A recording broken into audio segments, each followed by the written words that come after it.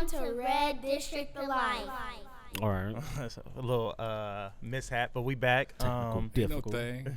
But as I was saying, man, most cats don't understand you're doing you're moving a 4-bedroom apartment building 4 times in one night with all that weight and all those records, and a lot of guys have overworked themselves by bringing too many damn records. Right. I personally counted it. If you play most of your records in full length, the most you're going to play is 70 records. Okay. The most And you're that's going to play. actually taking the record off Record and off. put on another record. In put on another record. rotation. Everything in rotation. If you stay in rotation, just do a rotation, you're going to play 70. You only got 5 hours. Average record is 5 minutes long. That means you got 12 records per hour times 5. That's 60. And there wasn't like no blending or nothing back Back then there wasn't no blending. You know, what we were taught in broadcast school is no dead air. Dead air is silence. Right. As long as you didn't have no dead air, you was great. Good. And that's what I was known for. I was known for keeping the party rocking. I didn't have no dead air. I knew how to talk. I knew how to talk, when to shut the fuck up. So you was yelling over the mic like, yo, No, that's that's happy a birthday. As a DJ or a host, you got to know when to gotta know when to shut shut up. the fuck up. You know what I'm saying, and when to say something. Right. And because I was so I've been trained to do this, okay? I had an edge on so many cats, and because I got a time edge, I was the first in a lot of areas. I got to say I was the first. I know my boy Edwin Voss from Music People, he was doing things. We didn't meet until the 80s. So you got cats on different parts of town, but I was busy as shit. I stayed. So was the Compton area primarily your area? Man, I was all over it because I didn't have no competition. I'd be in Hawaiian Gardens. I'd be doing luau's. I'd be down there doing them goddamn Russian shits. Motherfuckers dancing on their knees. Oh, no I'm shit. doing bar mitzvahs. I'm doing. You were saying yes to to everything. I was saying yes to the You was money. getting yes, that bag. sir. Yes, sir. I was saying yes to the money. What was that average pay for you back then when you were DJing the party? Back then, if I got 175, I thought I was doing big good. shit. Yeah. I was doing big shit. And how many but- parties you think you was rocking per week? Man, this is honest to God truth. My last job, I worked for a record distributor selling records over the phone. I worked 5 days a week. I brought home $162 a week. I would take that money, not in cash, but in records, okay? Because on the weekend, I'd work Friday after work. I'd work Saturday. Sometimes I work 2 times on Saturday. I may do a baby shower or a wedding reception, go home, wash my ass most of the time, and go straight to a party and be up to 2. You know, I'm 19, 20 years old. They don't need no Spending that sleep. time, You ain't need no sleep. You Yeah, can they go don't 24 need no hours. sleep. Swing Yeah, turn me on, let me go. You out there And swinging. a lot of times on Sunday, I'm doing a fashion show or some other a wedding reception or something like that. So for a while, man, I was knocking down $500-600 a week Right. DJing. Okay. And I'm that's like, not man, even what you was making from selling I records. didn't need the record job. Right, right. I didn't need the record money. Because that's why I would go in there. Because I work for a distributor. I'd go in the warehouse, pull everything I needed because I needed to tour everything. So you Right. stayed up to date on everything. So I'm getting my shit wholesale. That's why I first took the dibs. job. Yeah. I'm getting wholesales and promo, and sometimes I'd go to the payroll department, and I got a stack of records. She'd give me a check for $16, $15. She like, how the hell you living on $15? Don't worry about it. right. You still got all I'm those records flipping to this this. day? You still have all those records to I this still day? got most of it, man. Yeah, because back then he had to have double down the summer, double anything YMCA Village People. From I'm there being doing wear and disco. tear on it. I'm playing for white people too. Yeah. I had to have Journey and Cheap Trick. I had to have all Hey, kind man. I had to have Rod Stewart. I had to have everything. So was Go it ahead. did it turn out to be instead of for the money is more of like the recognition from different, getting Just for jobs. love. It was for the love. It was dude. Just for the love. I still of love it. Yeah. I still spin now. Okay. I think DJing of all the stuff I've done, I'm best known worldwide as the Godfather of West Coast hip hop. But far as my passion of all the art forms, I love DJing more than anything. Really? Yeah, I mean, Even being a business owner, you've owned clubs. See, that's because understand this. Because DJing allowed me to own the club. It took you some. I it's a was platform. the first motherfucker to have his own residency in his own club. Word. Think about that, okay? Your own residency. Every club I've had, I was the main DJ except for Skateland. Every venue I did, except for Skateland and Dudos. By the time I got to Dudos and Skateland, I started letting Dre and Yella do more stuff. Okay? So was Eve After Dark before all of this? Eve After Dark, I got Eve After Dark because my dad caught me with saw me with a bunch of money, thought I was selling dope, and took me over to, he was going to kill me.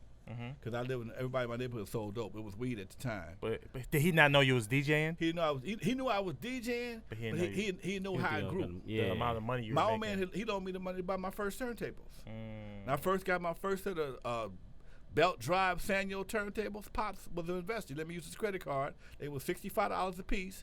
I went down to what's that white boy? I forgot his name on TV. He had this crazy ass commercials. And bought 2 turntables. My cousin used to work for him. Federated. Yeah. Went to Federated. I went to Federated. The commercial came out mad late. Yeah.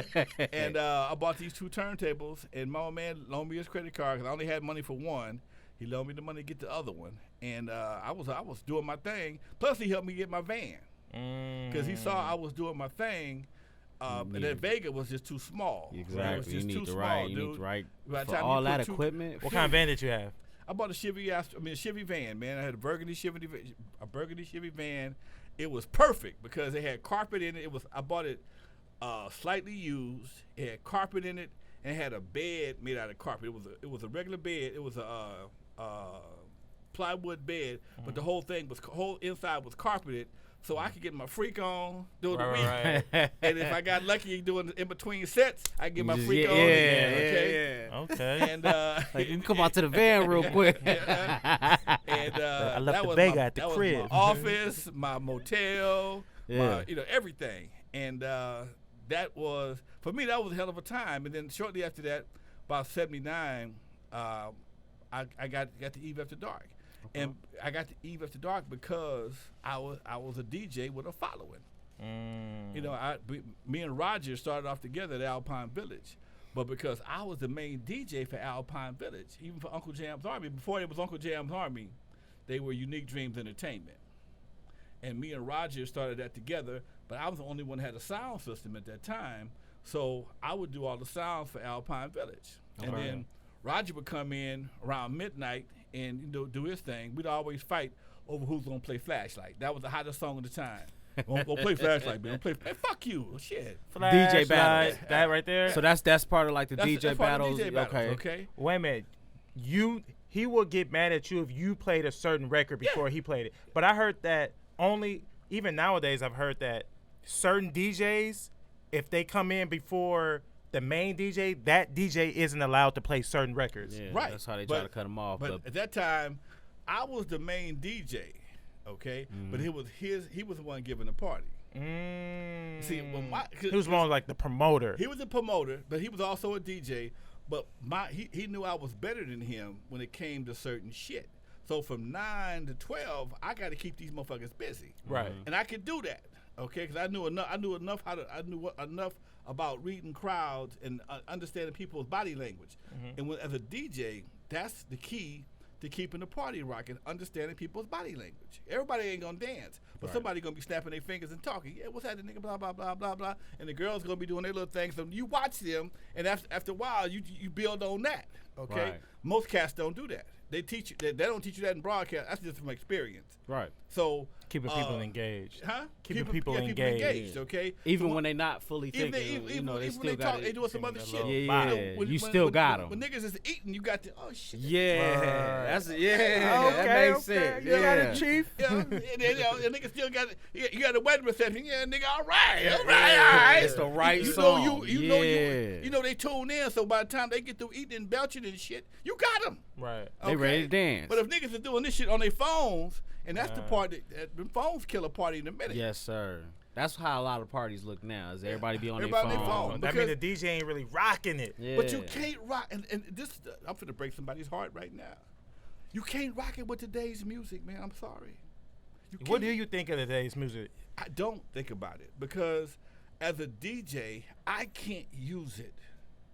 I can't use it because it does not motivate dancing. Okay, it may be the hot song on the radio, it may be the hot song in your headphones, but it don't do shit for the dance floor. And as an experienced DJ and a club owner, I've seen too many guys come to my club. They rent the room, whatever the case may be, and people be there early, and they playing what they call the so-called hot shit, the club bangers, and motherfuckers is sitting there looking at them. Let me ask you this question. Well, do you think that today's music is more like emotion music other than dance music? Like, that's why it's not really moving folks? Well, see, if it's emotion music, the niggas be moving it. They'd be moving people. Feel it. They be feeling it. Feel it. See, today's music is being heard. It's not being felt. Okay? You know, when you play... If you play something like Ice Cube, No Vaseline, you gonna go, shit, that motherfucker. Yeah, you feel it. You feel it.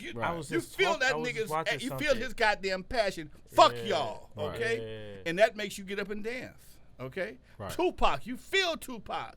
Yeah. Okay. Like Tupac wasn't a lyrical rapper, but you felt him though. You felt that nigga's passion. Yeah. Okay. Because you hear it in his voice and his tracks. Johnny J, Dre, whoever did his tracks, the motherfuckers was banging. They make you. They had a swing to them. This shit ain't got no swing no more. Ain't no swing. It's just tick tick tick tick tick tick tick tick tick tick tick tick tick. You being the godfather of hip hop of the West Coast. Who is some of the rappers that you saw coming up and you was like, yo, that's a bad, like he's good. DJ Quik was one of my favorites, always. DJ Quik was one of my favorites because one thing about Quik he always had his own sound. You know a Quik song, you ain't got Quik followed the trend of guys like Roger Troutman, Chic, Kashif. I mean, once you know who these guys are and understand them, they had a sound that they could lend to other artists and still make a hit record.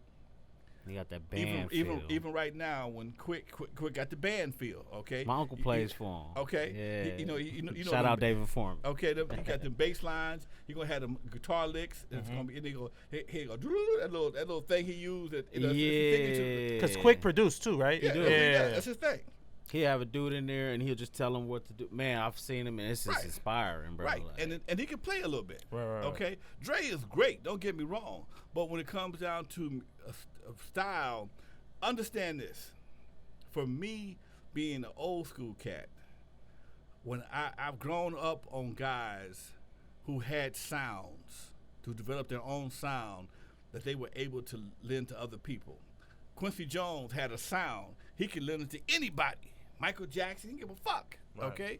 He can lend the sound. Prince had a sound. He can give it to Vanity 6. He can keep the motherfucker. He can give it to the Time. But you knew that felt like some Prince shit, okay? You knew that it may not be Prince singing that shit. When it dropped, you knew that he had. Prince got his hand in that motherfucker somewhere, okay? Because he had the distinctness. Right, distinct sound, yeah. Rick James, same thing. Rick James had a sound, okay, like that. Roger Troutman, rest his soul, he had a sound. Roger Troutman was Roger and Zapp, right? Roger and Zapp. All his songs go, That's how That's how you know. That's how your song. That's how you identify. That's how your song start off. This is all the songs. And then you go onto the dance floor. George Clinton had a sound. Exactly. Okay? So for me, when the producer has a sound, has a style all his own, as long as that style is working for him, wear that motherfucker. That's called a niche. Okay, when you got your own niche, wear that motherfucker out till it don't work no more. Okay, and when you start changing shit to be like other people, that's when your shit fall the fuck off. Okay, so how did you? Because I really want people to know like your history and what you contributed to the West Coast hip hop. What was your first encounter with Dr. Dre? The first encounter with Dr. Dre, most people don't realize me and Dre grew up on the same street. I'm 8 years older than he is, so we didn't play together, but his family lived about 4 houses down from me across the street. His dad and my older sister was friends. Okay. So even here's some shit people like, how the fuck you know this? Even when Dre was born, I remember his dad coming to my house telling my sister and my mom, hey, I just had a little boy. And I'm 8 years old, but I'm ear hustling. You know, kids, I know. You heard. Okay. And what stuck in my head was my mom said, "What's his name?" He said Andre. And I'm like, Andre? Who the fuck is Andre? I never heard of Andre. I'm used to Bob and Mike and Frank and shit like that. What the fuck is Andre? See, now that's Yeah. crazy. Okay. Remember? Now, Now. my mom said something else that stuck with me. Because Dre's mama was like 15 when she had him. Really? And she says, babies having babies. And those two things stuck with me that day. I didn't remember Dre again. I, mom's, hey, Verna, how you doing up and down the street or whatever, Time went come by. visit. But I didn't really get to know him, okay? But I knew his uncles and his aunties. Right. We all was the same age. So we all hung out, whatever the case may be, did school, whatever, went to the same junior high school and high school together. So when Dre came to You went to Centennial, right? Oh, Centennial, the Vanguard, yeah. Okay. So when Dre came to the club, first I would let him in. Then he dropped some names on me. Yeah, you know my dad, Theodore, my uncle, Teddy, and I forgot the other one name. Yeah, I know Deborah and all of them. Yeah, well, I'm Theodore's son. Oh, okay, cool, man, no problem. But just change your clothes and come on back in. 'Cause even after dark, we had a dress code. Right. We in the 80s, niggas had to wear a shirt and some slacks. Niggas didn't wear jeans to club back then. Button-up shirt. Hard sole shoes. They even dressed like that in high school. Weren't you guys dressing like that? Man, I loved Thursdays at Vanguard. Vanguard every Thursday I was in a group called the Men's League. The Men's League, we got to wear a tie. Okay? We got to wear a tie to school, and I thought I was the shit. Right. Okay? I'd have my little briefcase and my tie, my little fucking church coat on and shit every Thursday. Yeah. And had the blowout. Negro, please, don't fuck with me. The blowout was a fro, That- right? that- Blowout with the fro. The fro. Get the shit blowed out. Man, come on, man. And then when you got it blowed out, you had to get it braided every night to keep that shit straight. Straight. Oh, really? Yeah. Oh yeah. That was the trick for it. Yeah. Your girl, your sister, you had to give her $2 to braid your hair every other night because your shit would come packed back down. Nowadays, Oh, like wow, I $5. didn't know that. Okay. So yeah. go Go ahead. ahead. No. So you meet Dre, and he comes to you like you owned your club, right? And you were DJing. Yep. Did he come to you as a DJ already? Like, how did that? I'd heard about some of my guys that worked for me who knew Dre had told me about Dre, but I had 4 DJs already. I had DJ Yella, Clientele, Unknown DJ, and Billy T and some other guys. Oh, so Yellow was there before Dre. Yella was there before Dre. Was it a lot of DJs coming in and out the spot before even Yella got there? I had 4 DJs that I rocked with when I opened the club up because I ran the Eve After Dark like a radio station. I had the early guy, I had the 9 to 11 guy, and I had the 11 to 12 guy, and I had the 11 to 1, 1 to 3. We closed at like 5 o'clock Right. In the morning. In the morning. Oh, so y'all clubs back then stayed open all night. Yeah, we found a little loophole. I'll tell you about that in a minute. But I ran the club like a radio station, and I was the prime DJ, so I had the prime time. And unless one of my guys got stuck, and I knew I could see when you got experience, when one of your guys gets stuck, it's like I'm like a relief pitcher. I tap a nigga on the shoulder. I got it. And I had to get him back going again because some niggas paint themselves in the corner. What's the nigga play all those high cuts? He don't know what to do no more. Yeah, gotta I've spread heard 'em that. out. They said Nigga, some people don't spread out their cuts. They Nigga, just play everything in the beginning and then. Nigga done busted his nut. He ain't got no more I've neck. heard that. He ain't got no more neck. Now what you gonna do, okay? So did you have like a rap? Ray, what's that? Not the rap coalition. When the DJs they DJ had like, Pool. huh? DJ Pool. DJ what? DJ Pool? DJ No. Pool. DJ Pool, but you had one of those, right? I didn't have one. I belonged to one. Oh, okay. I belonged to one, and that was, and it's when I think about that shit, man. I told this story the other night. It's amazing when I look back at all the shit I have done, and only I know what all the shit I've done. And when I think about going to work for a record distributor, becoming friends with a guy who owned a record pool, whose brother-in-law was a record promoter for Casablanca Records. Now, that don't mean nothing right now, but I put all these pieces together. I'm gonna tell you how they work. Being a part of working for a record distributor, set me up to become the Godfather of West Coast hip hop, because what happened was, as at my last job, all I did was sold records over the phone. I'd call VIP, I'd call Magic Disc, I'd call all the stores in California, Nevada, and Washington State to sell them records.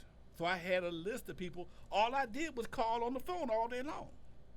Meanwhile, I'm selling records. I'm creating my catalog, building my catalog, and I'm playing them on the weekends. I get fired from that job. Okay? Mm-hmm. I get fired from that job, and my dad told me they was going to fire me 6 months before they did, and I had a job working for Caltrans. I was supposed to work for Caltrans on the freeway. I couldn't do that shit. I didn't want to do that. Wasn't your passion? That wasn't my passion. I Right. did it during the summertime. And one thing about, I tell anybody, man, do all kind of jobs. Because one thing you'll learn what you don't, you'll learn what you want to do and what you don't want to do. Exactly. And I didn't Yo, want wait a minute. I want you to say that again. a Say, big repeat thing right now. what you just said again. Take as many jobs as you can. You'll learn two things. You'll learn what you want to do and what you don't want to do. Right. And I didn't want to have to get up every morning at 5:30, fucking around in the goddamn weather, dodging cars on the freeway, being wet as shit in the middle of the 5 o'clock and 6 o'clock in the morning because the truck didn't pass by going 60 miles an hour and sucked all the water on my ass, and I got to spend the rest of the morning trying to thaw out someplace. Fuck that. Right. Anyway, I turned that job down, and even though my old man was pissed at me for doing this, because me and my old man was super tight, he was pissed at me for doing this. When I got fired from Record Shack, he saw me with the money, and he still cared enough to say, okay, I think he might have something. Let's go talk to my buddy over at Eve After Dark. Okay? Now, I had never thought about getting a nightclub. That was never my intention. But he said, how much you paying for Alpine for one night? I'm thinking $1,000. $1,000? That's a lot of goddamn money. That's like 2 months house note. That's like 4 months house note for my daddy. $1,000. Oh, man, the cheap motherfucker.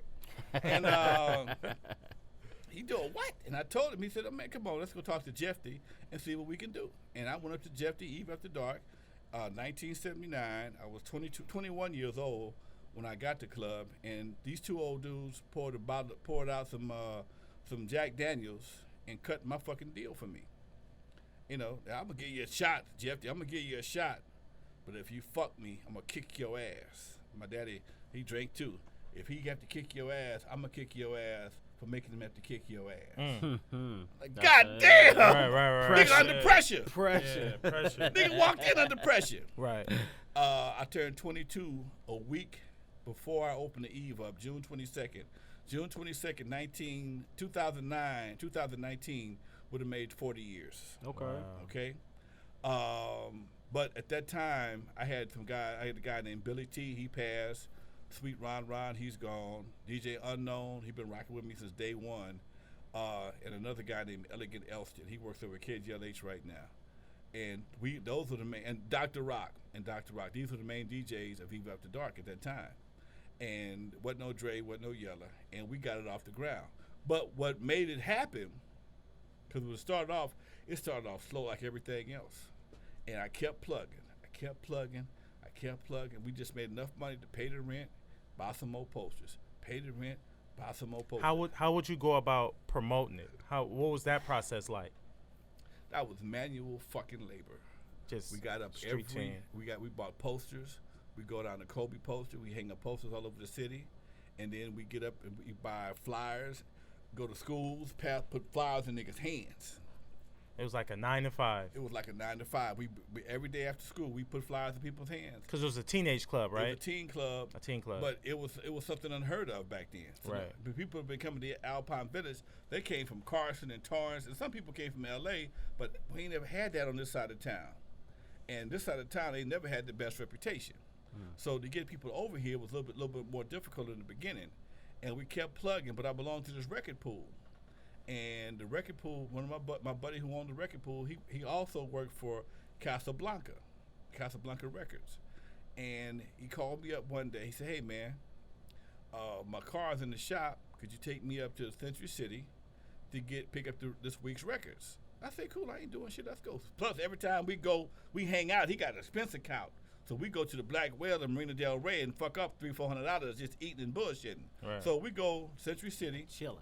I ain't had no job. I ain't had nowhere to go. Shit to do.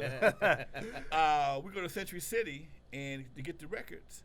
And we stop by his brother-in-law's office. His brother-in-law, who I knew him, but I didn't know how powerful he was. Look this guy up. His name is Gerald Busby. Gerald Busby. Gerald Busby. Gerald Busby is one of the most prominent black men in the 80s. He's behind New Edition, all kind of cats. Okay? That's not the guy they did the documentary on No, Netflix. That's Clarence Avant. Yeah. Clarence Avant taught Gerald Busby.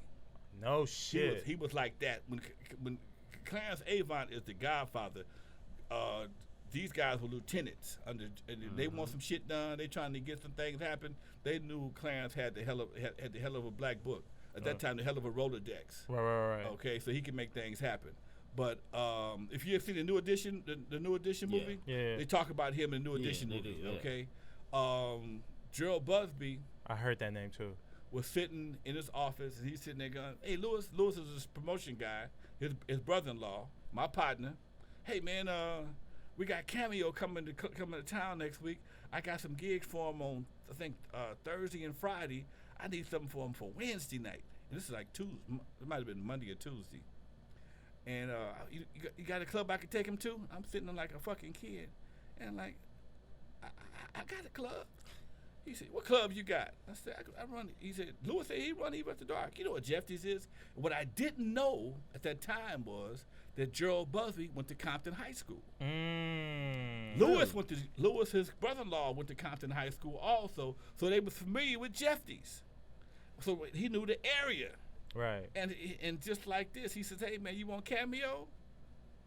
And I'm like, that's like a nigga. And Cameo was like the shit at that point. That's like a nigga said, gold in my hand. That's like a nigga said, "Do you want Nicki Minaj to come to your after party?"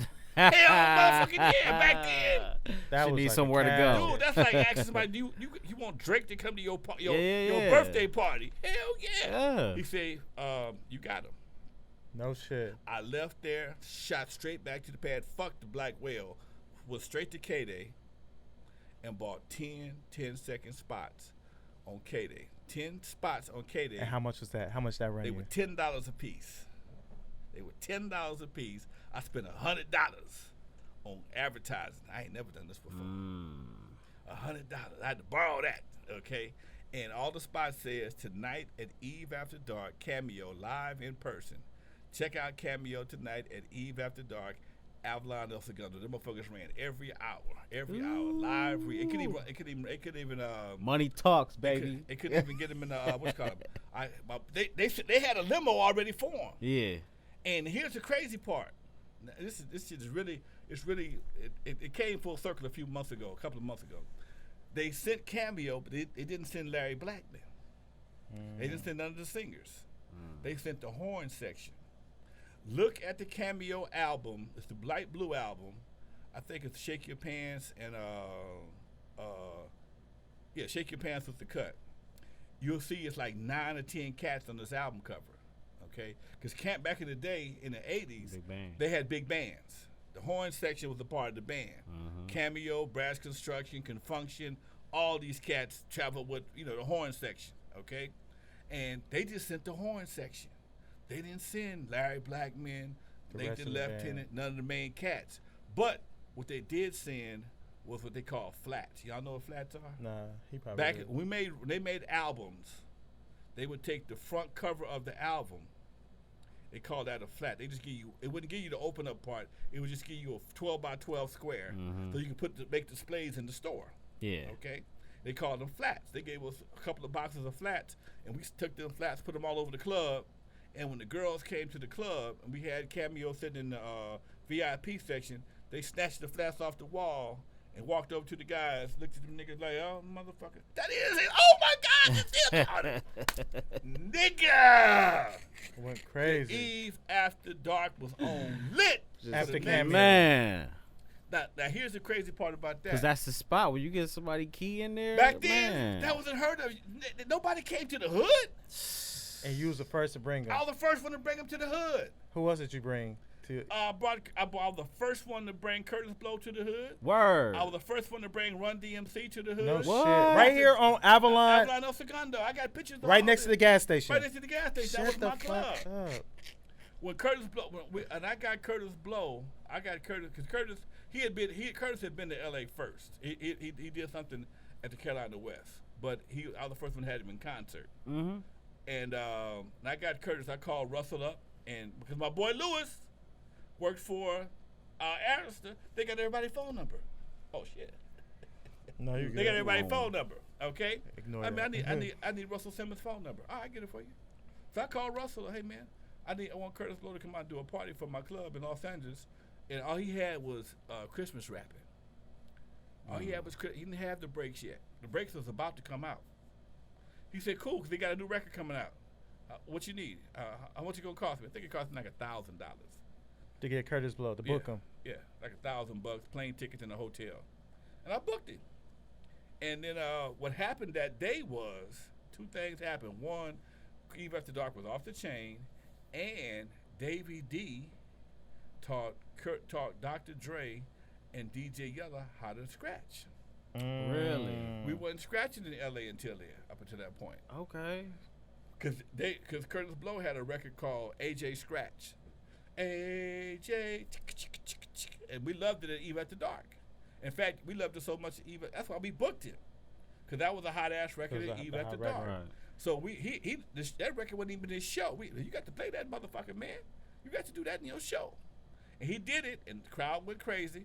And we asked, man, how do you make that scratching? How do you do that noise? He showed us, hey, man, and could you teach my guys? He said, yeah. So Davey DMX came back the next day, hooked up his turntables in our room, and showed Dre and Yella how to mix. But now I got to buy some 1,200 turntables. Now, the cool part about the Cameo Story is Larry Blackman and Larry Blackman don't know nothing about this because he wasn't there. But we was on a panel together earlier this year in Sacramento, and I was able to tell this story how Cameo kicked off the West Coast. And he didn't know what the fuck I was talking about. And I said, don't worry about it. You got to ask your horn section, okay? So it's just amazing, man, for me to sit here and reflect on all the shit I've done. And, you know, and it was really crazy for me is that sometimes, you know, I'm 62 years old. Right. Motherfucker 50 gonna try and tell me what the fuck I did. Get your ass out of here and go get your AARP card, motherfucker. Leave me the fuck alone. And when you've been doing this shit as long as I have, and when there was nobody out here but us, but me, and guys like Roger Clayton, okay, we was the ones that kicked this shit off. Right. Okay, Uncle Jam. Before he was Uncle Jam's Army, he was Unique Dreams Entertainment, and he was the Ace of Dreams. I was Disco Lonzo. Okay, Right. That was my first name, Disco Lonzo. And when Disco played out, I had to change my name. Okay, I started calling myself L.A. Lonz. L.A. Lonz. Yeah, Did you have the city on lock? Huh? I had the city on lock. L.A. Lonz. Okay. Lit, yo. Did You I got the drop- hot club. What you talking about? Then I dropped that shit and just went to straight Lonzo. Then when hip hop came out, I had to reinvent myself again. The Lonzo, the Godfather of West Coast hip hop. So every time this game has changed, I had to evolve, reinvent myself as well. And it just Do you advise that to? Huh? Do you advise that to artists or DJs? For example, DJ Mustard said he's gonna drop the DJ off DJ Mustard. I can He's see gonna that. go with Mustard. I can see that because he's bigger than a DJ right now. Right. He's not just a DJ no more. And I never want to be called DJ Lonzo. Okay. I'd rather you call me Lonzo like Prince and Madonna than to call me DJ Lonzo. Why is that? You evolved from that, yeah. DJing is one of the many things that I do. Right. Okay, so I used to not want to be a 60-something-year-old DJ Why not? because there was nobody before me to take. There was nobody in front of me to see how they look doing that shit. But now you're That's looking at the understandable. Q-tips. That is very You're looking at the understandable. Q-tips, and you're looking at all these guys, DJ Jazzy Jeff. The They- niggas ain't old as me. But they That- older. But wait, No, wait. but he's saying before him. Yeah, I know that. he was Before in- him wasn't. It got- wasn't an I ain't got example. I didn't have no forefathers. Right. That's what I mean. My forefathers are on the radio. You are the forefather for I these am the guys. forefather. Right. Okay. Yeah. When it come to hip hop, ain't but shit two niggas from the West Coast. That's even in my age bracket. That's me and Ice-T. And I think I'm a couple months older than him. There's other guys who were in the game. Was Ice-T rapping then? Ice-T been rapping since I've known him. Rapping and driving that red Porsche. And at Finance Darlene. That nigga was the envy of all niggas. Porsche and the fine bitch. Tell him. And Ice-T's from Compton too, right? Nah, that nigga Ice-T's from New York. No He's shit. from New York, but he came to LA and he went to Crenshaw. Oh. Yeah. So, he's been rapping and dancing since day one. Okay. So it's just but my thing is, I get really pissed off when people try to insert themselves in the history. Nigga, we're not gonna rewrite history. It's like I know how gangbangers feel when they wouldn't put in work and some nigga I want to be in the gang. Nah, nigga, you can't, nigga. I put the work in, nigga. Nah, you can't just be a motherfucking whatever the case may be. What's the most significant thing you think you've done in your career? The most significant thing that made the most impact for the hip hop culture? Crew Cut Records.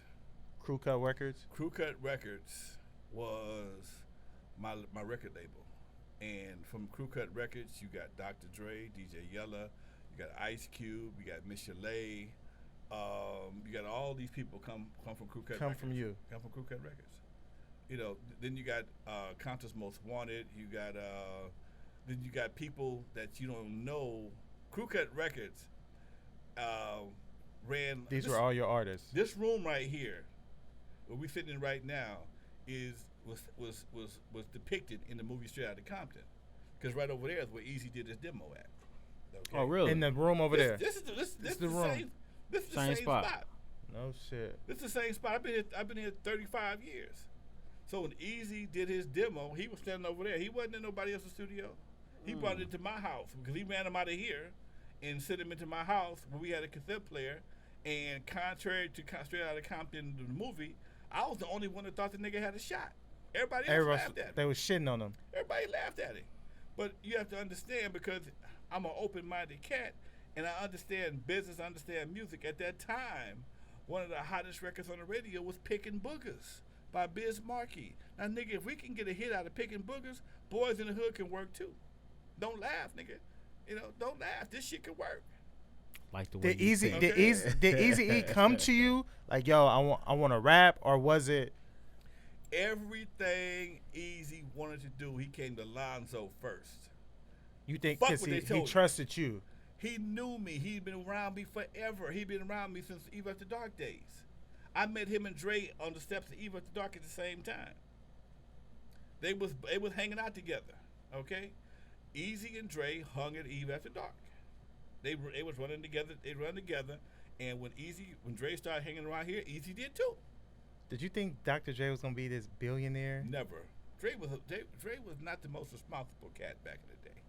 Let's just put it like that. I mean, was he always good at production? And one thing about Dre, when he makes up his mind to do something, and he gets focused, he's gonna do it. He would be back here, and I wrote this in my book, and back here it was Dre kept fucking up one thing in my studio on a regular basis. Now I laugh about this shit right now. Was fucking headphones. That nigga was notorious for tearing up headphones. Why? And this nigga became the headphone king. Okay? I'm like, nigga, this the kind of shit. But that's a fact. Headphones, I'll tear up some headphones, yo. This the kind of shit that nobody would know but me. Okay? But what was he doing to the headphones to fuck him up? Dog, you use headphones all day. It's just, bro, the wear and tear. The mixing board was right behind y'all over there. Okay? We had a phone over here.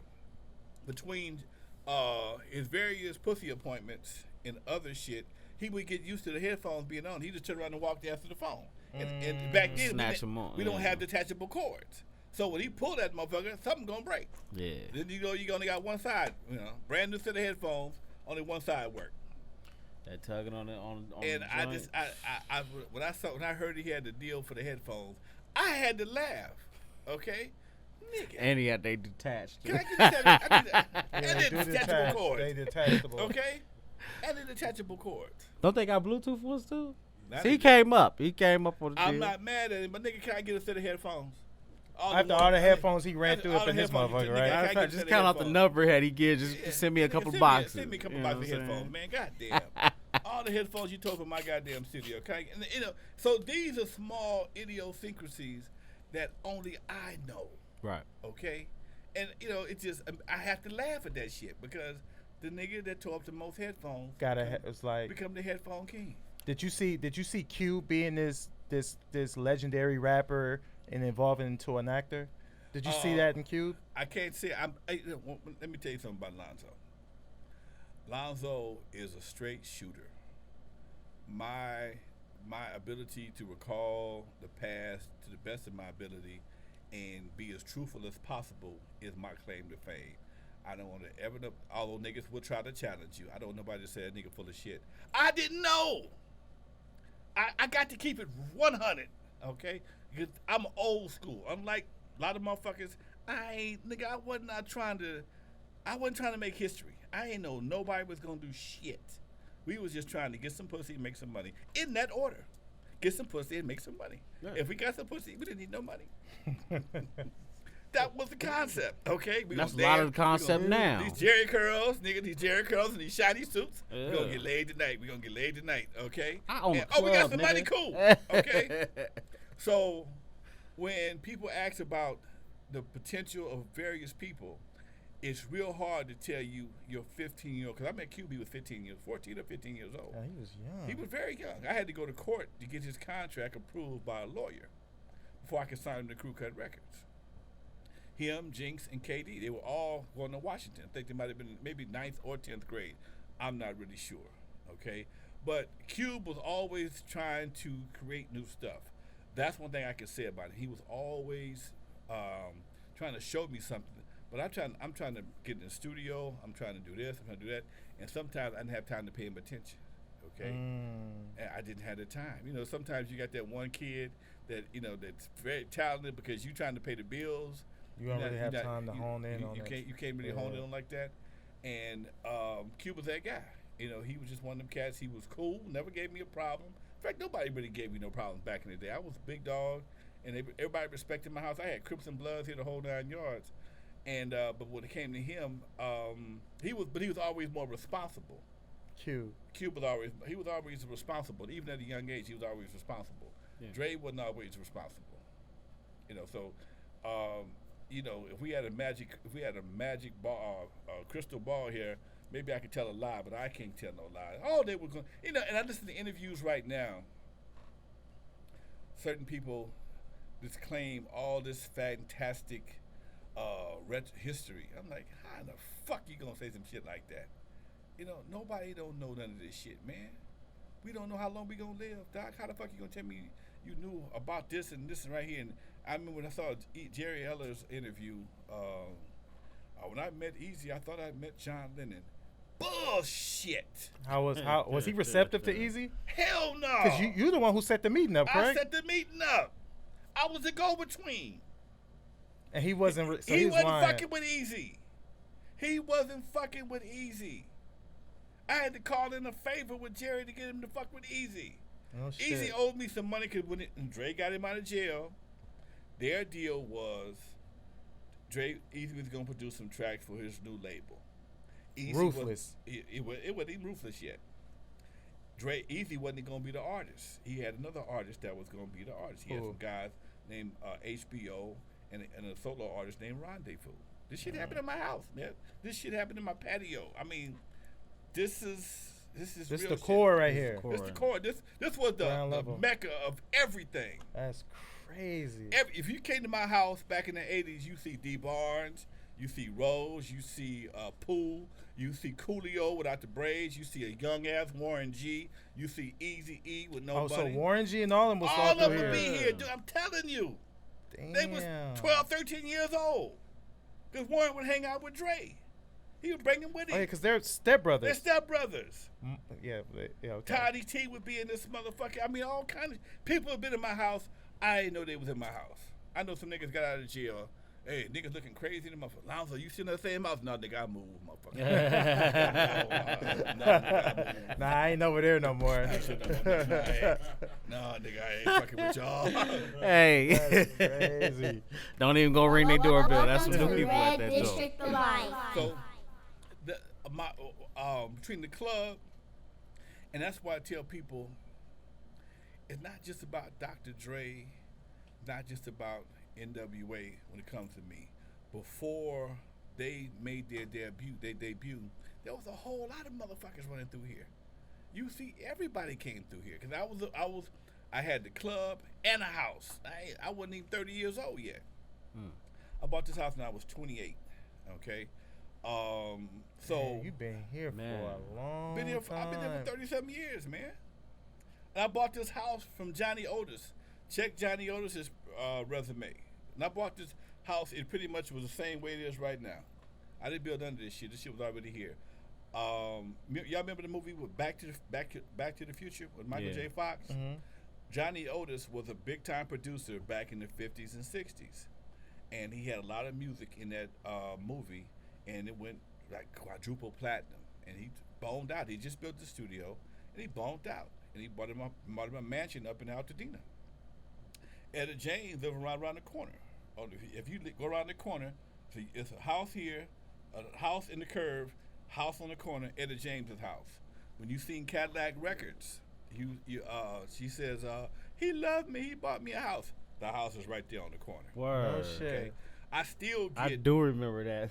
I still get royalty statements from Johnny Otis artists from CBS because he had to deal with CBS. People, they're still looking for these people. Most of these people have been dead for 20 years. Just melanin. They just, so. How much the checks be? Man, they got $100,000. I'm trying to figure out how to cash this motherfucker. Look at 100 G's. They still getting checks for that amount of money. Well, it's like royalty. It's what it is. It's like a state lost unclaimed money. The record company can't keep it. They got to send it to the state. So they keep sending me notices. You know, anybody in the family and manager or whatever. Do I have any fucking Johnny Otis DNA in my ass? Man, you know, so I can get this money. Yeah, it's 100 racks. I'm like, God damn. That's a lot of money. So anyway, so this whole area, and then you go back to my club. My club was over Jeffy's. Now, excuse me. That might not mean nothing to y'all, but if you ask anybody in their 60s or 70s that's been in LA for a long time, ask about Jeffy's. Jeffy's was the shit. Okay? Now. And you're saying your club was right above Jeffy's. As far as not performing wise, like people would rather go to your club over Jeffy's, but it literally upstairs. Okay. I was just trying to make sure. On top of it. Yeah, okay. You started losing me. I was like, I just wanted to clarify because I'm you like, had to go upstairs. we got the same light meters, okay? Okay. We got to divide the light bill up. I thought you meant motherfuckers meant rather go to your club than Jeffy's. Right. I had kids. We damn near shut Jeffy's down with the kids, and then then you take that same history, you go around the corner to Central Avenue to Dudo's. Now Dudo's was the baddest motherfucker in Compton, but nobody don't know that because y'all don't know Dudo's. But see, these kind of Dudo's, well, you see straight out of Compton, everybody's talking about going to Dudo's. Okay, when you see me give Dre a hard time about playing records, I've had these people thinking about pussy and not pistols. Yeah. That's Dudo's. Yeah. When Cube first does his song, that's Dudo's. Yeah. Okay. Dudo's was a spot that I morphed over to after I left Eve After Dark. We outgrew Eve After Dark, and the police was on my ass. Okay, that's another fucking story. Okay, but when I got to Eve After Dark was 4 times bigger than Dudo's. I mean, Dudo's is 4 times bigger than Eve After Dark. Right. So I had to try and find a way to keep this motherfucker cracking. Now understand, but let me give you a brief history about Dudo's. The guy who owned Dudo's, he's been dead for about 30 years now, but he is a song called Earth Angel. It's an old doo-wop song, Earth Angel, Earth Angel. Yeah, I remember that song. Yeah, he wrote that motherfucker. Really? And he owned Dudo's. He wrote that. And he was one of the first black men to get paid his royalties that was due to him for a platinum record. He bought Dudo. He bought the property for Dudo. Dudo's was an old helicopter factory. Dudo's goes from Central Avenue all the way back to Tejada. Okay, Tejada is like a quarter mile between Central Avenue and First Street. Dudo's, you have to understand the geographic significance of Dudos. Compton was all white when he did this. Yeah, I remember people why he saying was like, back in the Compton day. was Compton all was white white. when he Yeah. did this. So he put this big ass auditorium right on the tip of Compton. You got Dudos, some houses, Centennial High School, El Segundo, Watts. Okay? LA County, I should say. So what he did, he could bring in top-notch acts of that time. Johnny Guitar Watson, Bobby Blue Bland, Ike and Tina Turner, The Whispers, all kind He of had it folks. lit. Dude, I'm telling you, as a kid, my mom and daddy would go to Dudos to go see Al Green and shit. Okay, this is how they had it rocking. Okay, because the 70s and the 80s was a motherfucker, man. You A know, lot of cocaine, huh? well, you know what? It was a lot of cocaine, and a lot of cocaine, and a lot of brown liquor. Cocaine came later on, okay? It was the brown but liquor. the brown liquor was the shit. That Hennessy. No, What we're was talking about anything old Taylor, old Jack, old Granddad, that kind of okay, shit. okay, Them niggas was okay. drinking bourbon back then, Right, okay? right. Because Dudos didn't have a liquor license. Oh, So okay. it was a BYO joint. Mm. But even though it was a BYO joint, what most people don't know, they had a speakeasy inside this motherfucker. I'm telling you, man, I So was what you gonna like? buy- Go downstairs or something? You had to go through a closet, nigga. It was like a real ass speakeasy. You had to go through a motherfucking closet, and then you hit the door a couple times, and don't slide back, and they go a full motherfucking bar. On the wall in Dudos, in this speakeasy, they had original Ernie Barnes drawing, because old man Ducey was connected to the motherfucking inner circle of black America at that time. He owned a record label called Dutone Records. Dutone Records had Red Fox, Richard and Willie, and Richard and Willie was a puppet, a ventriloquist act, okay? Yeah. But Red Fox started with them. I think he might have had Flip Wilson I and heard of Flip Wilson. comedy acts, okay? So all this shit goes way deep. It's okay? deep, yeah. You had Going down the wormhole right okay. now. This some deep shit, man. So I'm fucking with some bad motherfuckers in my whole career. I'm fucking with Jeffy. Jeffy owned Jeffy's. He owned Jeffy's. That was the #1 club in the hood for years. Etta James and the Whispers. War was the house band. Y'all remember War? I've heard. Low Rider. Low Rider. Yeah. Oh, there, yeah. They I was never the knew house that. band. I heard Rider. the name. I never knew they did Low- that Them niggas song. out of Compton. No shit. Them Compton niggas- done breeded some jokes, some Compton people. the Compton been dropping jewels got to for a talk to my long time. uncles. That's what I'm saying. See, this is what happens when Watch they see this shit. we don't have no I'm like the missing link between You all like a this shit. hip hop? You a hip hop historian? I'm a South Central LA Compton musical historian. 'Cause Historian, I did yeah. all that shit. I remember when it was 50 clubs in LA, man. Yeah. 50 clubs in this motherfucker. You could just go every corner had a nightclub. I'd been to all them motherfuckers, whether I was old enough or not. Cause you could do that shit if you carried yourself right, nigga. You can walk into an adult club. You just can't drink. Just be cool, motherfucker. Just be cool, you know. Don't get us shut down. Don't you get can us be shut down. Nigga, don't come to the Yeah, bar. yeah. You want to dance? Go and dance. Low key, Go they and do dance, that you know. now. They had cougars back then, nigga. I'm getting my little cougar groove on and shit. Right. You know what I'm saying? I was a handsome motherfucker back in the day, nigga. Shit. Them old girls, they love Well, the look, love the He young had motherfucker. clubs, big. You go up and down, nigga, clubs on Crenshaw started on 135th Street. 135th and Crenshaw, all the way to Wilshire was clubs. Okay. What's that one club right there on Crenshaw and Santa Rosalia? Is that Santa Rosalia? You know what I'm talking about. Mavericks Flats. Mavericks Flats. Mavericks Flats was the hottest club in the city, forgotten. But right now, it was 4 clubs in that little block right there. You had Total Experience. You had another club, I think it might be called Lingerie or something like that. That shit Then sound you had like lit. somebody else. You had like 4 clubs, and between Maverick Flats and Stocker, between Vernon and Stocker, it was like 4 or 5 clubs. It was a club right next to Total Experience. That's where I first saw the Dramatics at. They had the Dramatics, Spinners, and then the dude that owned Maverick Flats, not Maverick, but that owned Total Experience, was my motherfucking hero. Dude's name was Lonnie Simmons. He don't know me from a can of paint. He would know me if I walked up and shook his hand right now.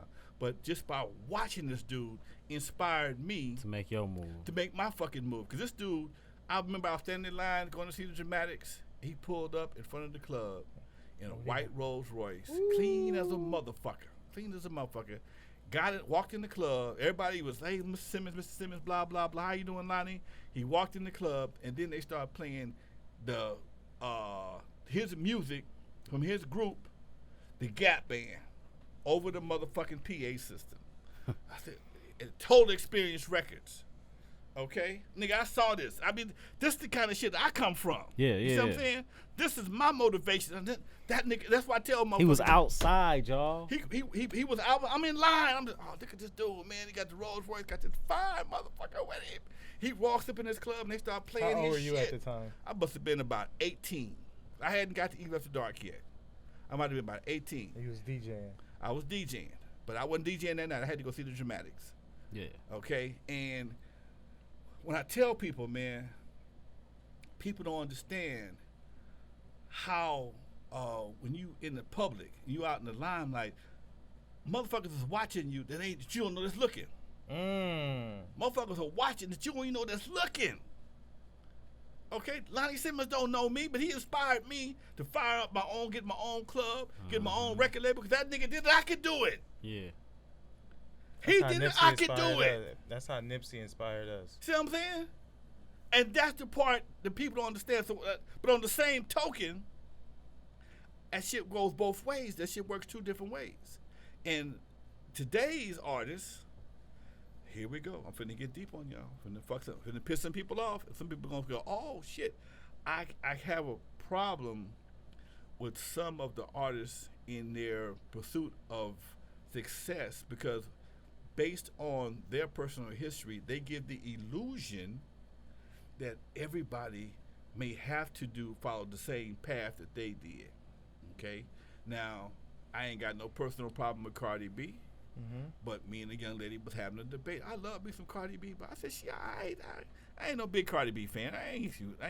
But I asked her, what part of Cardi B's upcoming career would you recommend for your daughter? The part where she's on the pole, the part where she had to suck some dick, the part where she was robbing niggas, or the part that she just, did what she had to do. Now, understand this from my perspective. I have run a strip club before. Jeff D's used to have a cabaret license. I know strippers. I run strip clubs, male exotic and female exotic. Nigga, I done it all, okay? So if that is a method to pursue the bag, it's like a lot of niggas think they got to sell dope or be gangbangers to get put on. Right. And a lot of niggas even think after they make it, they got to go back and get put on to a hood. That's just backwards. So they can rap it out in these songs. Yeah. But so far, I ain't seen a motherfucker it work for yet. Okay? Right. All they did was got caught up. So in the pursuit of trying to get that bag or to get that fame, you try to take this route. Oh, so-and-so, he sold keys, blah, blah, blah, blah, blah. But so many motherfuckers never get to their first demo tape. They try to sell dope to get to their first demo tape and get caught. Now you in the system, nigga. You might not get out. You might not be as lucky as Jay-Z. You might not be as lucky as Eazy. You might not be as lucky as 50 Cent. Okay? Some niggas think they gotta get tattoos to be down. I know niggas that I'm gonna get me a sleeve, do my motherfucking mixtape. What the fuck they got the tattoos got to do with you? No, I heard you say that you heard somebody rapping about, you had been knowing them for forever. You heard him rapping about prison. Man. And you said he ain't, and you was like, you been knowing him. He was like, yo, when you go to the pen? He was like, I ain't never been. Yet. Ain't been yet. And end up going after that. That motherfucker stood right there and was rapping about the penitentiary. I said, nigga, when did you go to the penitentiary? Oh, Lonzo, I've been to jail. I ain't been to the pen yet. I said, nigga, you got a reservation or what? Nigga, what is it? No, wait. Oh, so you rapping about what you about to see. It's a part two to this, though. It's a part two to this. The nigga was on my compilation album. I see the nigga, he ran with his boy was here with the same night he said that shit. And I saw his. I hadn't seen these niggas in a while. You know, not these niggas I ain't seen in God knows how long. But I happened to see his boy. I said, "Hey, nigga, where you been?" He looking a little tired. Nigga, where you been? Oh man, I just got home. Where you been? I think I just did 10. 10? Did you really? Where your boy at, man? Fuck that nigga. Fuck that nigga. What happened to you? Because you niggas was thick as thieves. Man, that nigga was talking shit about being the king of dope, the kingpin of dope in Compton to the feds. He got 25 to life, and I got 10 just for being in the nigga's presence. Aided in the bed. I said, what? He said, yeah, nigga, I got 10 just for having the nigga back. He got 25 to life. That same nigga we talking about right now. Wow. So he did see what he got. He made spoke it, that nigga. into existence. Nigga spoke into existence. Okay. So when I see and I can tell people, man, I ain't trying to tell you some shit. That's why I come correct as possible. And if I may have a story or something that may not be 100% true, only because I forgot some of the details. It's not because I'm trying to fabricate shit. I didn't see enough shit. I can tell you the fucking truth and fuck you up. Okay? Was you around? Did you see Dre beating on Michelet? Never seen Dre beat a woman in his life. Never seen that happen. Dre did not drink when he was with me. We didn't have alcohol. We didn't have weed around this motherfucker back in the day, man. And we didn't do that. When I saw Straight Outta Compton, and every time we did a session, everybody had a drink in their hand. And that wasn't the case. That wasn't the case. What were some of the things that you didn't agree with Straight Outta Compton? Number one, the alcohol shit. Okay, nobody ever drank around. There was no weed ever smoked in this motherfucker back in the day. Was they just not smoking, or you wouldn't allow it? No. We didn't fuck with the shit. Okay. It wasn't popular then. It wasn't cool then. Right. Nigga, I was doing blow back then. I did. Nigga, I was that motherfucker. Yeah. Okay. It's the '80s, nigga. Right. Me and Bill Cosby trying to get it in. Shit. Me and Bill trying to get it in, nigga. Shit. I just didn't get caught, okay? Welcome to Red District the Line. So when back then, all them niggas were squares when it came to that kind of shit. Shit. They never seen me do nothing. I was Some never young bucks. I treated them like young bucks because they was. They was all young bucks. Now, nigga, when me and my boys did what they did, nigga, I'm going in there. Y'all sit back in the studio. I'm going in the house. Okay. Right. I treat them like I would treat my nieces and nephews. Okay. Yeah. And that was a level of respect I had to maintain, because this is my house. Right. Okay. Now we was homies. Y'all bring girls back here. I'm going in the house. Whatever y'all do, just don't tab shit. Okay. Right. Yeah, I was that big uncle. Okay. Right. And I tell anybody, although I knew Dre's dad. I didn't see him after I hooked up with Dre. I never met Dre. I never met Yella's dad. I never met Clientele's dad. I never met Cube's dad. Now, I know they're alive. I met his mom. I met all of them's moms. Never met their dads. So I was that uncle. When they had issues, they come to me. They felt comfortable. They felt comfortable coming to me. When they had problems, I'm in jail, nigga. Can you come get me? All right, motherfucker, I'm on my way. Okay, nigga, I ain't got no money. I remember sometimes we were so broke, man. We go to Steve's right there on Normandy and El Segundo and buy a pastrami sandwich, cut that motherfucker into fours and get 2 big ass sodas and 4 straws, okay? So family shit. Huh? Family shit. But bucket of chicken, nigga, we got 8 pieces, nigga. We got 2 apiece. Nigga, and I want the big ones. Right. I drove. This my house. I get the 2 breasts, motherfucking shit. Yeah. Okay? So that's how we were. That's how it was, man. And for people to forget that, okay, I understand it's the past, but nigga, that's the beginning. I know it's the past, but that's the beginning. And without that beginning, you wouldn't have the position you in right now. Okay, that's not my only claim to fame, but I just have to say that because people wonder why I say what I say and I do what I do. I didn't see too much to be booked. I can't go Hollywood, nigga. I can't go Hollywood. Not Lonzo. That's like me trying. Well, the same reason why, man. Why you when them niggas are back there doing that shit in your house? Why you didn't? Nigga, look. I was 28. If I'm 28, them niggas is 20, 19, and 22. I done had 3 nightclubs before I was 30. Okay? Been in Compton all my life, and everybody in Compton know Lonzo ain't never gangbang. I played for Crips, Bloods, everybody. My turntables and my records got me in every hood I wanted to go to, and I ain't never had a problem. Never had a problem. Okay? Because Centennial was my school, but I went to Gardena. I graduated from Gardena, so I went from fucking Shotgun Hood to Front Hood to Long Beach, Insanes to fucking wherever, MS-13s, and I was always respected and appreciated because I didn't represent nothing. Like, I represented the party. He brought the good vibe. I brought the vibe, baby. Yeah. I didn't bring no hood with me. It's a big deal. I brought the vibe. Yeah. And they looked out for me. I got a quick story for you. Me and my cousin, we out in Whittier. Only niggas out there. About 4 Eve after dark. They had to be in the early 70s. We out there in Whittier, and I'm DJing backyard boogie, dirt, and everything. I think it might have been the Quesadilla or something. And these two SA crews got to fighting. They fighting like a motherfucker. Motherfucker that hired me said, "Hold on, Holmes. Let the DJ go. He ain't in this shit, man. Fuck that shit, man. Let the DJ go." Them motherfuckers parted like the Red Sea. They stopped fighting. They parted like the Red Sea. They started grabbing my turntables. They loaded up my fucking. I'm not bullshitting. They loaded up my goddamn truck.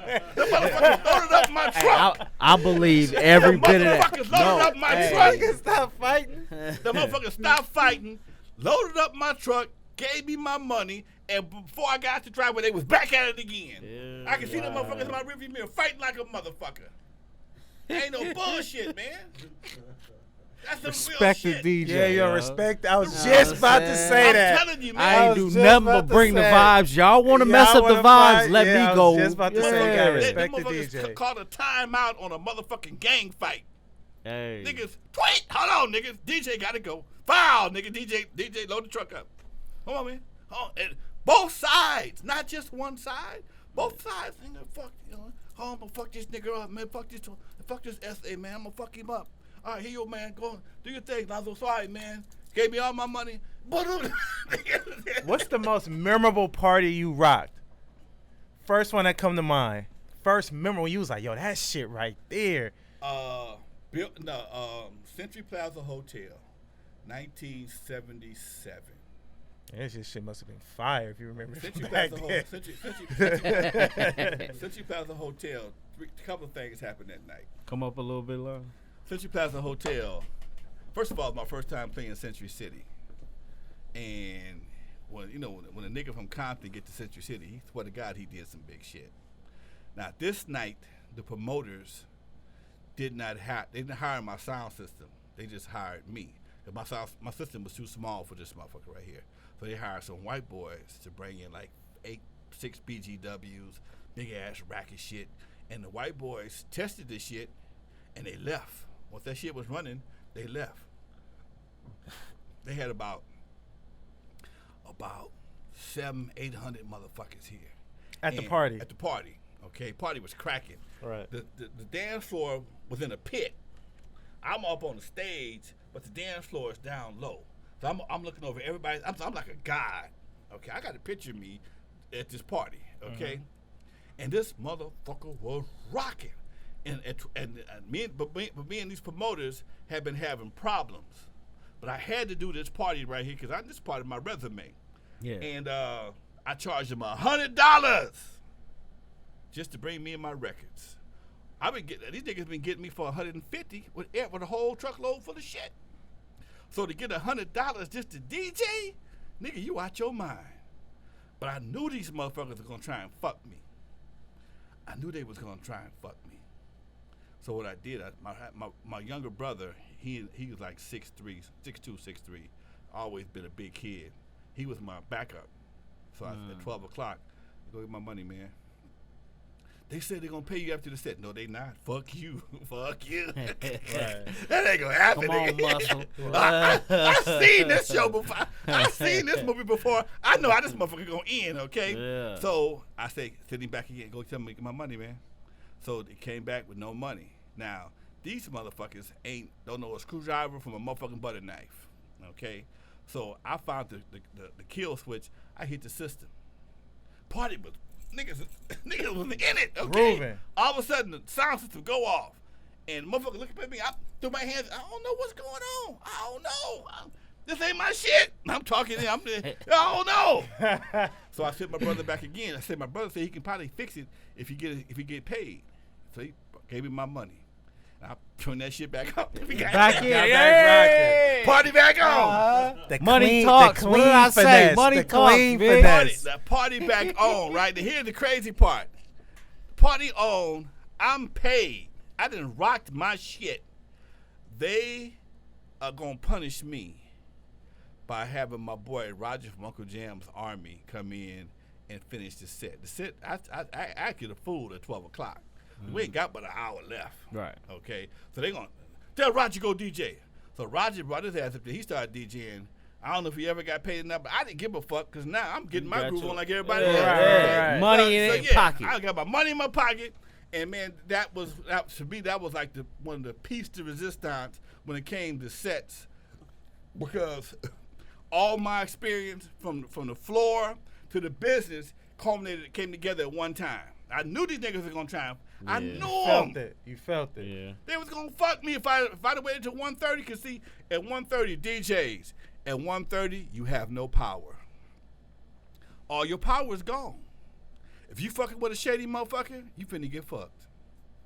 Your power, the longer you play past 12 o'clock, well, it depends on what time the set ends. To be honest, the longer you play, if set ends at 2 or 1:30, most sets end at 1:30.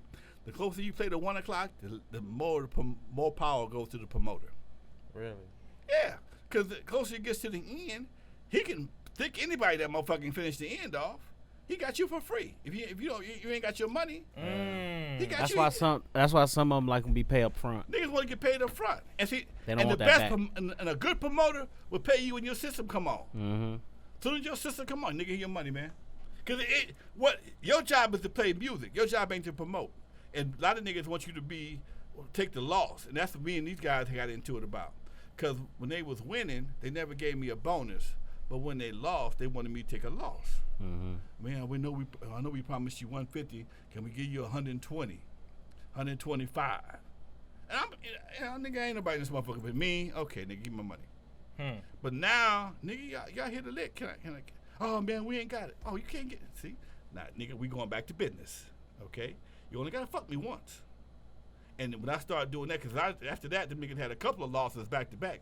Nah, nigga, I need my money. I need all my $150. Upfront. Okay, because y'all don't understand reciprocation. Yeah. What's Because that? I'm bringing in Reciprocation. the people. Right. And I'm see, here. They here for me. and that's why I stopped. That's why I stopped DJing for people, because I had such a good following. I was getting pimped. You give me 150, you niggas make 2,000 or 3,000. Mm-hmm. You won't do a party that's available, but you want to fuck with me about my money. Okay, you want to talk to me like I ain't a part of what make this happen, because I'm consistent. Right. I'm gonna be on time. I'm gonna do my job I'm gonna right. do my job well. Okay. All I want to do is my motherfucking money to be there. Yes, sir. Okay. And niggas, some niggas just gonna try and fuck you because that's part of their business. That's crazy. That's the Donald Trump philosophy. Donald Trump fucks people all the time. The more people he can fuck, the higher his fucking profit margin goes up. Donald Trump is known for hiring independent contractors and knowing they already gonna be stretched out to get the materials and then max out their credit limits with their suppliers. So when they ask for the money, they can't afford a lawyer to sue him. And he'll pay the motherfuckers pennies on the dollar just so they can get rid of the lawsuit. That's a lot of motherfuckers do that shit. You know, and if you don't understand that, you're gonna find yourself fucked. Crazy. Man. What? I want to ask you one more question. What West Coast artists today that you enjoy, rappers that I you like fuck Kendrick. with? I fuck with Kendrick. You see, for me, I don't just fuck with artists for their musical content. I look at their whole background and their longevity potential. I mean, I listen to anybody, But when you see cats that's constantly in the news and constantly on TMZ and constantly catching cases and shit, nigga, don't get too happy. This motherfucker gonna fuck around and get him a good one in a minute. Yeah. You know, you got a lot of guys. And I ain't trying to diss nobody, but a lot of guys caught up in the street life so much they forget about the business part. And this, for all you rappers out there, understand this: bullshit and business don't never mix. Bullshit and business business will never mix. Whether you death row, whether you big boy, whether you no matter what. Was you around Death Row during them days? I wouldn't fuck with death row, man. I wouldn't, dude. I got too many years experience. I know I'm not excited about nobody else's money. Okay? And when you get enough of a vibe, you see enough of your boys and got beat up or got stomped, I know me. I'm not gonna take an ass whooping like that. I'm old school, nigga. I'm gonna get with you. So why do I need to? I don't need your money. I don't need to be around that. I know the characters. I ain't no gangster, but I ain't no punk either. And niggas will try to make you a punk, whether you a gangster or not. And sometimes niggas gonna get surprised. Now and then she get elevated and it's all behind some books. Nah, man. I'd rather not even fuck around. And that's what a lot of cats make the mistake at. They want to be associated with everybody and everything, and you can't do that. You'll find yourself caught up real quick. Oh, man. Well.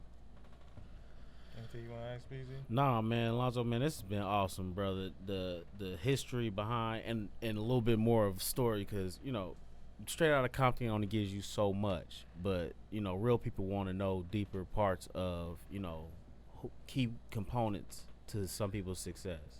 And I could talk to y'all for 4 days and y'all still wouldn't get but a teardrop. and that's dope. That's dope. That's crazy. Because you know what? We need people like that to tell the young cats that really like the Kendricks that can sit down and really listen to a history instead of looking at it on.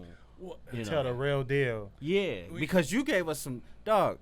To have that many clubs, we only seen one club from a movie, but you told us before that. I wanted to know before the Dre and Yella stuff, how did you get yourself to those positions? Because you know what I'm saying, you really you're a boss. Dude, I was trained to be a boss by my daddy, who was a boss. I went to Centennial. I was in ROTC. I was a fucking buster. Okay. Right. I was in the color guard. Then they put me into they put me in charge of the whole damn ROTC. I was a fucking battalion commander in 11th grade, and that may not mean shit to a lot of people right back then, but it taught me a lot of shit. Yeah. Okay. When you walk through the parade, ain't nobody in front of you but the color guard, and you got 200 motherfuckers behind you. Right. You walk all over the campus, and niggas are stopping what they doing and saluting your ass. And you go into different states, and motherfuckers is, hey, I'm the shit. Right.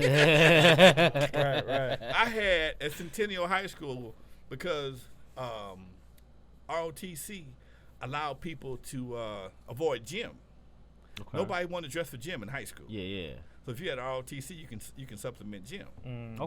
Okay. So I was at ROTC the first year it came to Centennial in '73, and I was a sergeant. I was an ensign, and the battalion commander, he was in the 12th grade, but he graduated, went to college, and there was nobody else that was remotely qualified to be the battalion commander. But by the second year, ROTC was the shit. Centennial had one of the biggest battalions. We had over 200 kids in our battalion. We had Battalion A, Battalion B, and I was commander over both of them. Okay. So you was that nigga. You know much pussy I got with them stripes. I just thank God. Tell him. I just thank God ain't nobody came after my ass all the time. Give me come on. I need some of that shit, man. It was a different time, man. Yeah, it was a different time. Different time. And, I understand that. We would me and one of my partners, I was messing around about 3 weeks ago, man. I don't know, about 3 months ago. My partner has a restaurant. He was one of my lieutenants right there by Centennial on El Segundo, Magic Fingers Burgers. And looked up, and about 4 of us just popped up. I had all of them except for one guy my whole executive staff was there except for one guy, and we laughed about all the shit we did back in the day, man. And that shit sticks with you, dude. Yeah.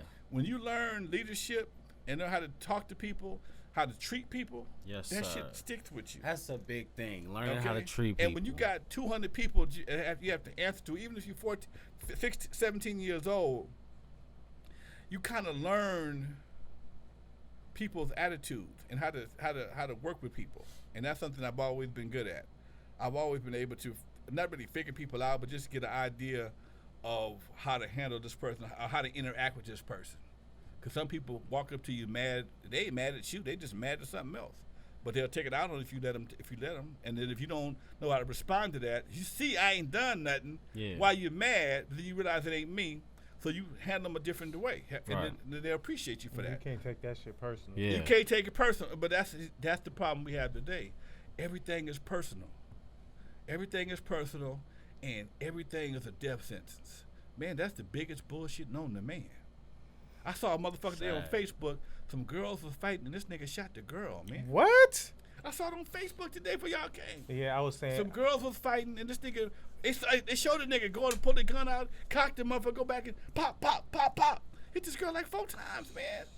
Nigga, what kind of bitch made shit is that? Yeah, every beef don't warrant somebody getting killed. Every beef don't warrant, but I'm gonna say this, man. I'm finna piss some people off, but I don't give a fuck, cause I'm an old nigga and I can say shit that's on my mind.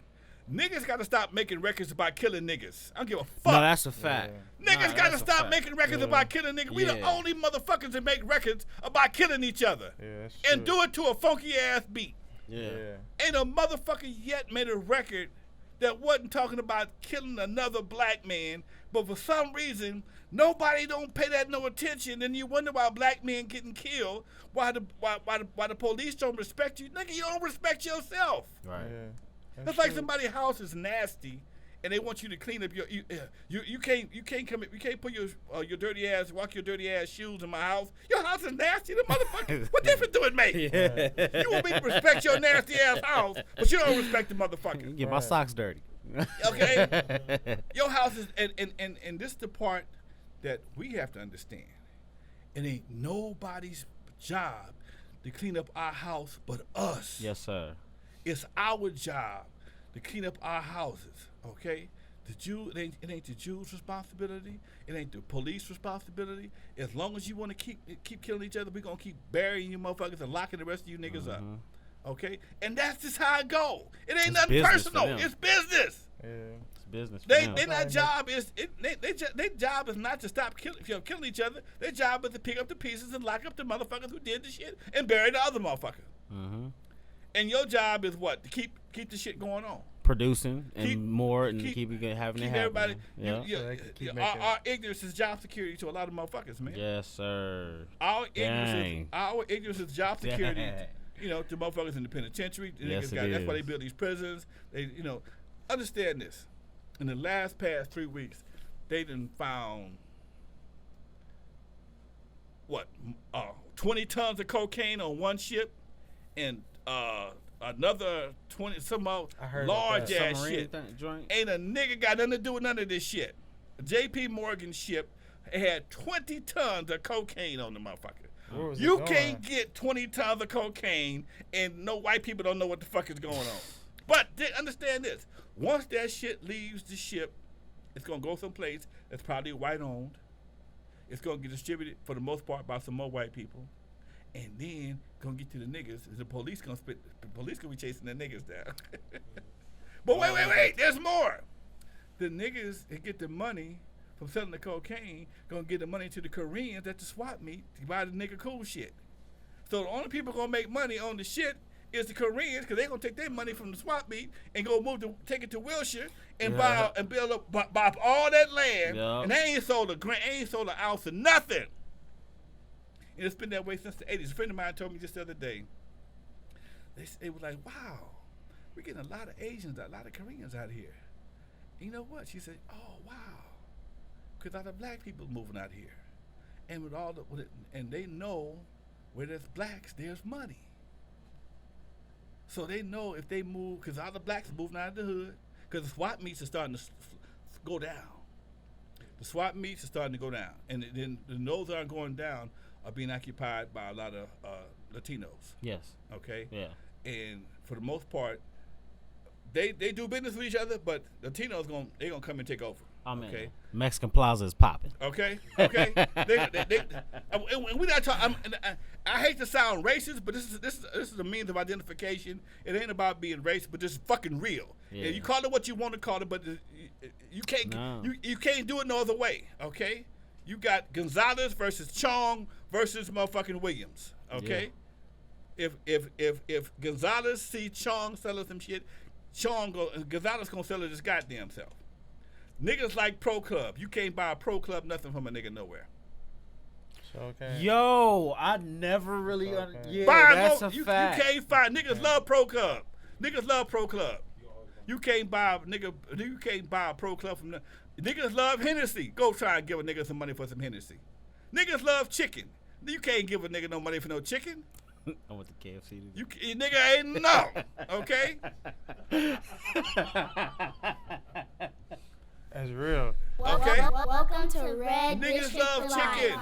You can't go nowhere in the hood and give your money to a black business that's, especially not a chain, like a Jim Dandy or a Louisiana or Popeyes. They're gonna be mostly not all, mostly run by non-black folks.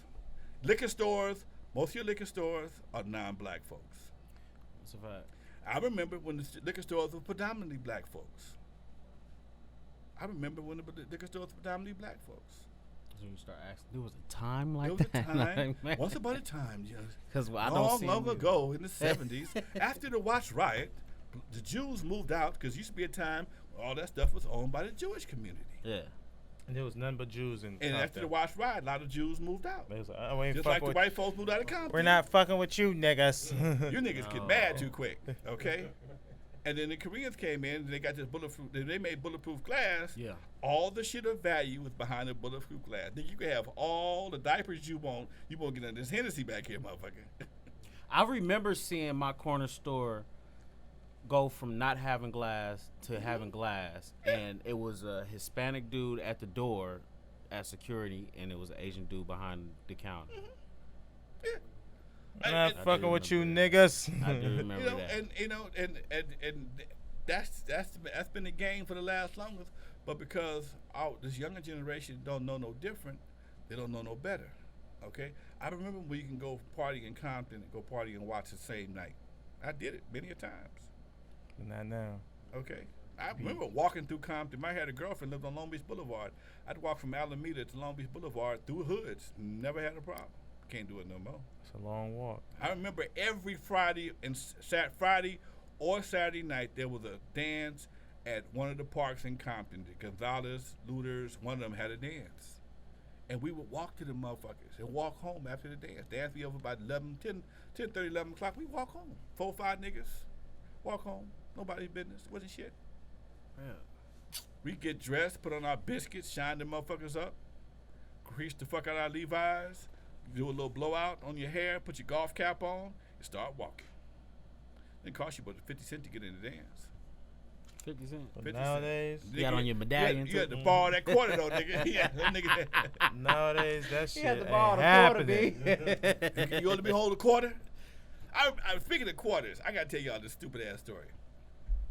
I remember at Vanguard Junior High School, same school Kendrick Lamar went to. They used to have a thing called a quarter stomp. I was talking about this the other day. We had a thing called the quarter stomp. Y'all know what a quarter stomp is, do you? I don't know. What do it sound like it is? Like you flick a quarter in the air and whatever it lands on, you stomp on it. No.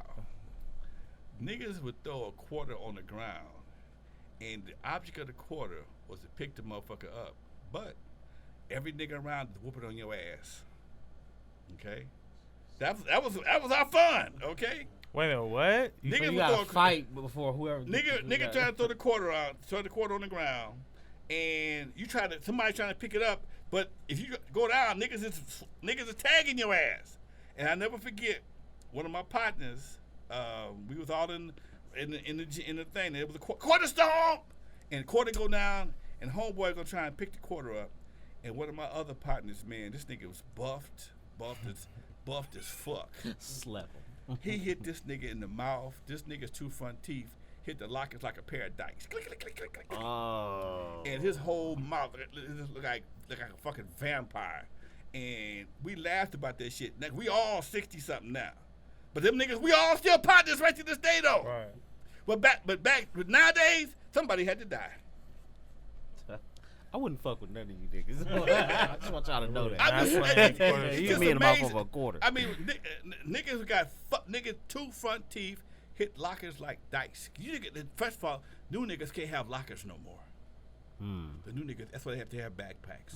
My son got locker at his school, and he go to school in Culver City. When I went, Lockers didn't is use like lockers. no. Yeah. Okay. Oh, y'all didn't have lockers? I went to Washington, so they had lockers, but I wasn't using y'all them. had a little pimp ring going on the third floor. That's the second or third floor. Niggas had a whole ring going on. Niggas was selling pussy at Washington Prep. I remember going in, looking Prepper- up, like, all right. It was prepping for pimping. Dog. They had a couple of parties up there. We had lockers at Westchester. Yeah, Did well, y'all use them? Yeah. Well, see, Yeah, okay. that's a different area though, man. Yeah. My son go to Culver City. He still got lockers. You in Westchester. Y'all assume to be a different mindset of children. My son and daughter both went to Westchester, and they different kids. But Compton Unified, I do believe all the lockers is pretty much locked up. Okay, ain't nobody fucking with that shit. Y'all niggas had guns and all type 2 of shit. years in I the went to motherfucker. Washington. They wasn't really using them. What Then I about went to Linwood? I don't remember.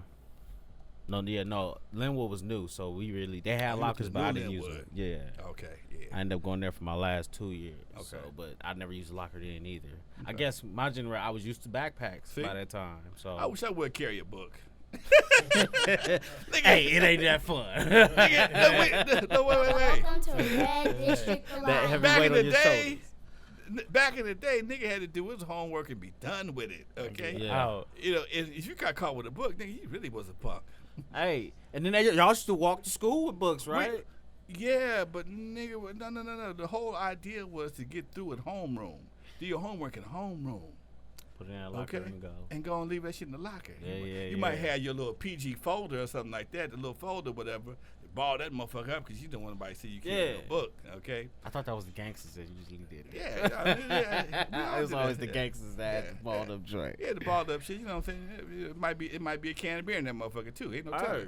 But yeah, it was a different time, man, and I enjoy telling these stories because it amazes me at how much different your childhood was versus mine. Yeah. You know, I remember when gas went from 33 cents a gallon to 50 cents a gallon. I thought it was the end of the world.